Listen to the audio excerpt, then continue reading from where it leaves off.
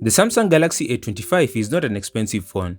With a starting price of $225, it's a good example of great value for money. I do believe that it will be one of the best budget phones of 2024, and here are 4 reasons why. Number 1 is its impressive display. You might assume that a budget-friendly device would compromise on display quality, but you'd be wrong. It's a big 6.5-inch Super AMOLED display with a fast 120Hz refresh rate, something that's not common to phones of this price range. Matter of fact, it's not even common to some iPhones, but let's not go there. With a resolution of 1080 by 2340 pixels, the Galaxy A25 ensures clarity and detail in every image and video. Samsung also provides a peak brightness of 1000 nits, ensuring optimal visibility even under direct sunlight. On paper, you could easily argue that this is a flagship display because it offers everything you need. The one downside of the display is the thick bezels all around the screen and the teardrop notch, which, while slightly outdated, is a common characteristic in budget smartphones. And that's why it shouldn't be an issue for someone who is used to buying budget phones. Either way, this phone has an excellent display for its price, and it should be a reason to consider it. Moving beyond the display, the second reason is the performance, driven by the Exynos 1280 chipset. This is a relatively solid mid-range chipset and has featured in a couple mid-range Samsung phones before. Now don't get me wrong, I have not claimed that this is the best processor in any way, but it will certainly be up there when compared to similarly priced counterparts. The phone will deliver smooth performance across various tasks, and you can expect a great experience and kick ass even in most gaming scenarios.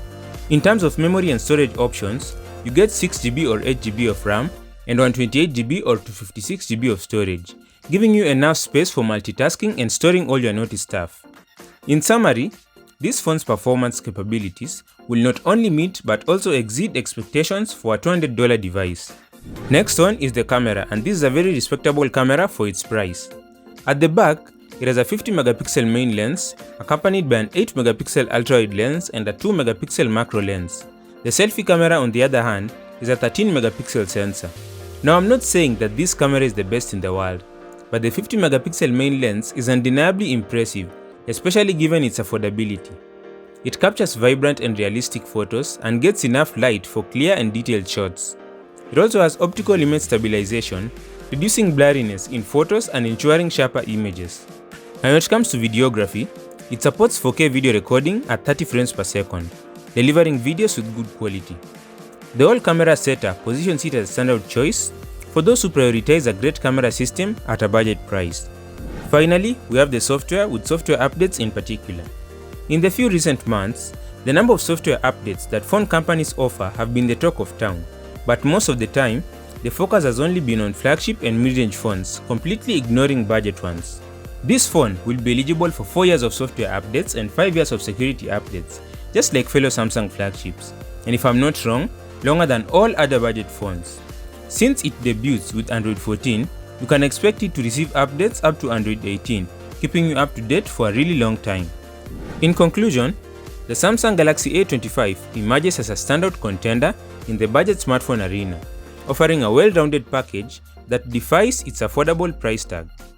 Beyond the impressive display and commendable performance, the device has additional features that contribute to its appeal, including a great battery life, immersive stereo speakers, a convenient microSD card slot, and the presence of a headphone jack. Priced at $225 for the 6GB and 28GB version and $250 for the 8GB to 56GB variant, I believe it's fairly priced and would recommend it to anyone. And I already know that in other markets, the pricing may be higher. Samsung are notorious for that behavior. And if it is, it goes without saying that you should avoid buying an overpriced version of this phone. Thanks for watching. I'm Milan and this is Fuzitech. Subscribe.